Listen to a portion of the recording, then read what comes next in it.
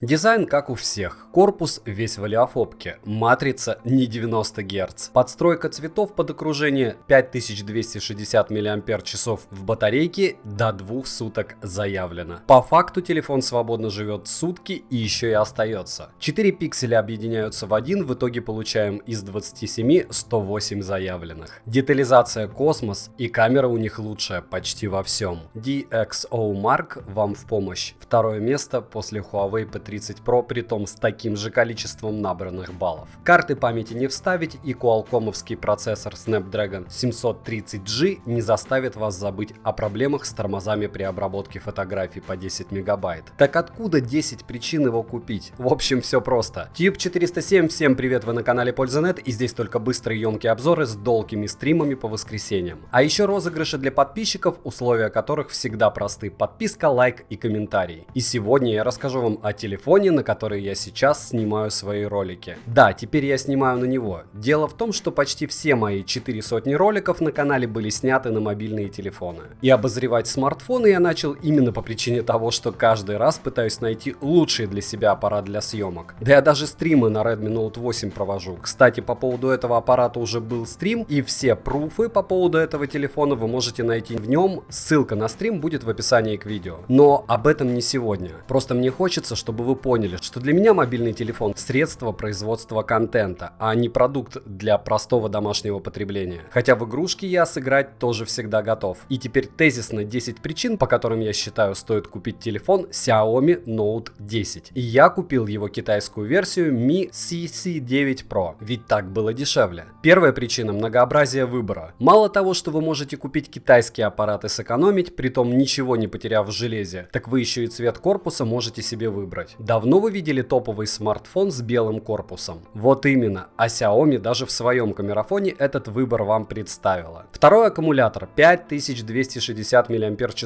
это не просто цифры. Да, телефон при съемке видео довольно быстро разряжается, в принципе, как и все смартфоны, что у меня были. Логично, что двое суток он может прожить только в режиме рабочей экономии. И если вы студент и не отлипаете от экрана, его вам хватит на сутки. Но на сутки с запасом. И это значит, с собой вам не придется носить Powerbank для него. И не забываем, что при всем при этом корпусы телефона стандартного размера, и весит телефон всего 208 грамм. А для такого аккумулятора это более чем адекватная цифра. Третье. Положительные отзывы самого уважаемого техножурнала DxOMark. Основная камера данного бюджетного камерафона набрала столько же очков, сколько камера телефона Huawei Mate 30 Pro. А ведь он в несколько раз дороже. И тем более я не собираюсь спорить с диванными критиками, которые упорно думают, что Apple никому не платит, а Xiaomi с Huawei все купили. Попробуйте, как и я, снимать ролики на телефоны и расскажите, что у вас лучше подвергнется цветокоррекции и у чего меньше шумов на снимках, и где лучше детализация. Дайте мне пример, и я стану к нему стремиться. Четвертое — процессор. Он вывозит практически все игры на максималках без тротлинга. Плюс телефон не начинает перегреваться. Не перегревает же аппарат Snapdragon 730G. G дает понять, что перед нами игровое решение G Gaming. Чипсет получил видеоускоритель, разогнанный до максимальной частоты, за счет чего его производительность относительно базовой версии возросла на 25%.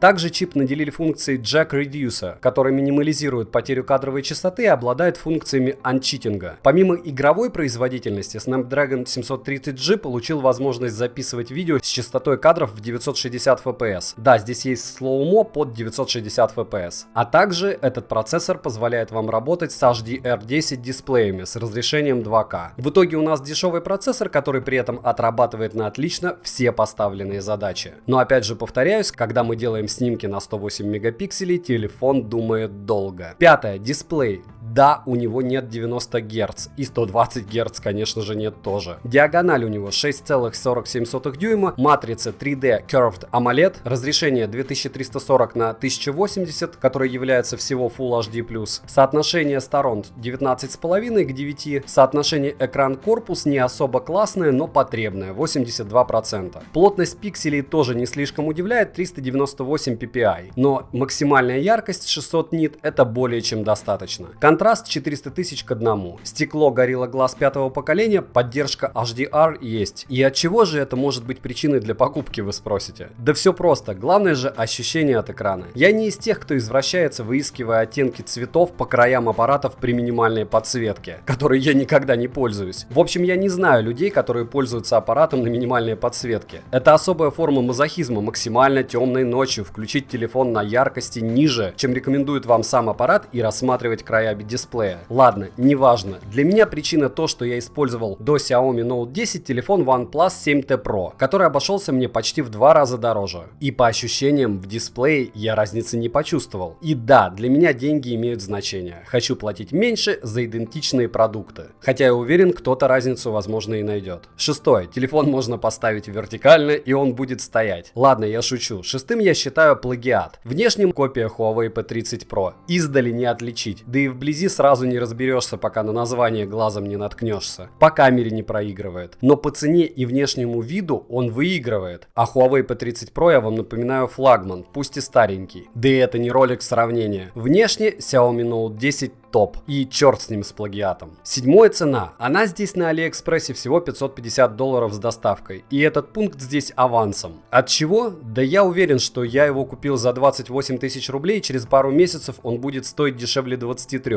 И это уже аттракцион невиданной щедрости. Ну а сейчас аппарат, который вы сможете купить по ссылке в описании к видео на Алиэкспрессе, по моему мнению, стоит каждого потраченного на него цента. А такое не всегда встретишь. Даже у Xiaomi, вспоминая тот же Mi 9 в начале продаж. Просто аморальная цена была. Здесь уже адекватно. Восьмое, быстрая зарядка. 30 Вт. 30 минут, и этот аппарат с огромной батареей заряжен на 54%. Круто? Да просто нереально. Беспроводной зарядки здесь нет, как и в моем OnePlus 7T Pro. Но за час этот телефончик заряжается от кабеля от 0 до сотки, и это круто. Девятое. Камера. Первая в мире на 108 мегапикселей в мобилках. Первый телефон с 5 камерами. Основной телеобъектив на 8 мегапикселей, выходное разрешение 5 мегапикселей, пятикратный оптический зум, который вряд ли вам понадобится, 10-кратный гибридный, который не понадобится вам на 99%, и 50-кратный цифровой зум, который вы однозначно использовать не будете, максимум один раз для того, чтобы протестировать. Плюс 4-осевая оптическая стабилизация, и это круто, и это нужно, притом всегда, притом работает и на 4К. Портретная на 12 мегапикселей, самсунговская основная 108 мегапикселей, суперпиксель 4 в одном. Выходное разрешение 24 мегапикселя. 4-кратная оптическая стабилизация у него тоже имеется. Широкоугольный на 20 мегапикселей, Sony макро на 2 мегапикселя. Минимальное фокусное расстояние у телефона 1,5 см. Вспышка 4 светодиода, 2 нейтрального цвета, 1 холодного и 1 теплого свечения. Для чего нужна вспышка, я объяснять не буду, но это не только для фотографий. Я, допустим, стримы очень часто снимаю, используя вспышку фотоаппарата для подсветки. Особенно учитывая, что он в этом случае автоматически может подбирать свечение.